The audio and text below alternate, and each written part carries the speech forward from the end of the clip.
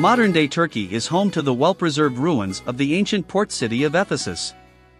The city was previously regarded as the most significant Greek metropolis and the most significant Mediterranean commerce hub.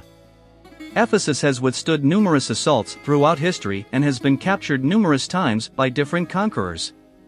It continues to be a significant archaeological site and a popular destination for Christian pilgrims. It was also a hub of early Christian evangelization. Ephesus is about 80 kilometers south of Izmir, Turkey.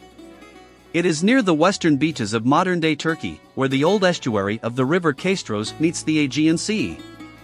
According to tradition, Ephesus was established in the 11th century BC by the Ionian prince Androclos.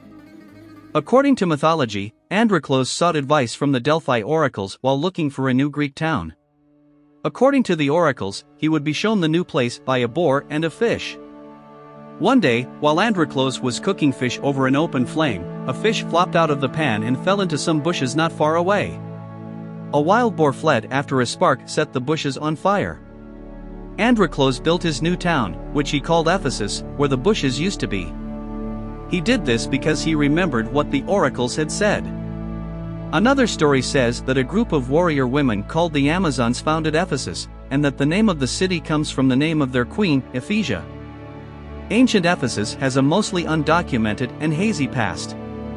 What is known is that Ephesus came under the control of the Lydian kings in the 7th century BC and grew into a prosperous metropolis where men and women had equal chances.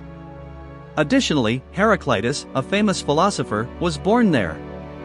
The rebuilding of the Temple of Artemis in Ephesus was made possible by the Lydian king Croesus, who ruled from 560 to 547 BC.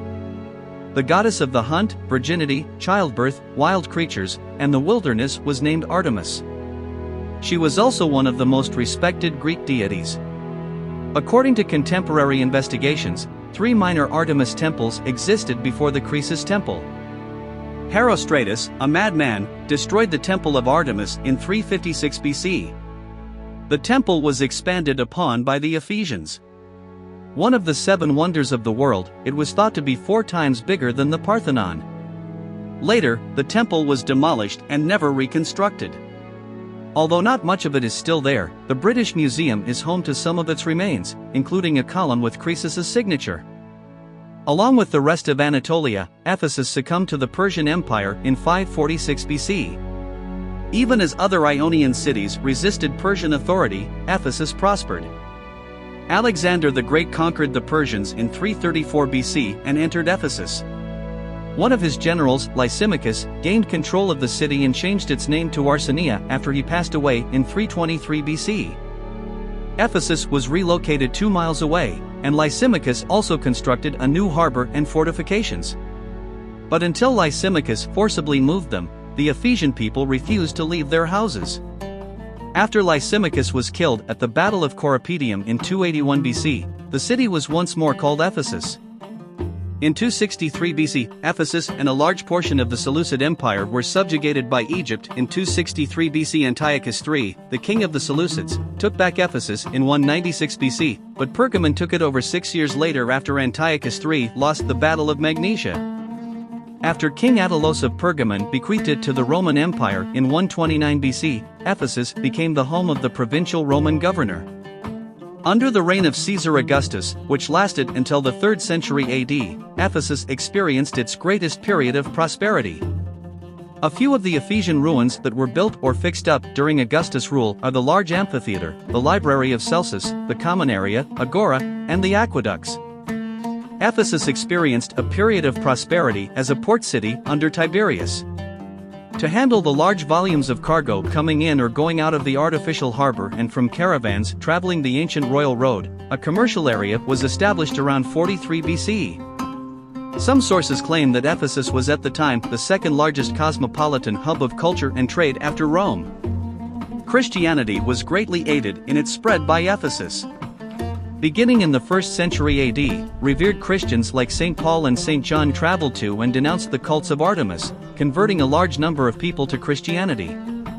It is believed that Mary, Jesus' mother, spent her final years living with St. John in Ephesus. It is still possible to see John's tomb and her home there. The biblical book of Ephesians, which was written around 60 AD, is believed to be a letter from Paul to Ephesian Christians, although some scholars dispute the authenticity. Ephesus is mentioned numerous times in the New Testament. Paul's Christian message was not received favorably by all the Ephesians. The book of Acts chapter 19 describes a disturbance that a man by the name of Demetrius caused. Silver coins bearing Artemis' visage were produced by Demetrius. Demetrius planned a riot and persuaded a sizable crowd to turn against Paul and his followers because he was sick of Paul's attacks on the goddess he worshipped and afraid that the introduction of Christianity would harm his business. But the people in charge of Ephesus protected Paul and his followers, and Christianity soon became the official religion of the city. The Goths devastated Ephesus in 262 AD, which included the Temple of Artemis. The city underwent some rehabilitation, but it never fully recovered its splendor. The Virgin Mary's status as the Mother of God was confirmed at a council in the Church of St. Mary in the year 431 AD. During his rule, the Emperor Theodosius exterminated all remnants of Artemis. He outlawed freedom of religion, shut down schools and temples, and denied women many of the liberties they had previously enjoyed. The Temple of Artemis was destroyed, and its broken pieces were used to build Christian churches. Constantine the Great established Christianity as the city-state of Rome's sole official religion throughout the Byzantine era and made Constantinople the center of the Roman Eastern Empire. This left Ephesus, which was already getting worse because mud was building up in its harbor, even more on its own. The city primarily relied on its famous places of worship to draw tourists and boost its faltering economy.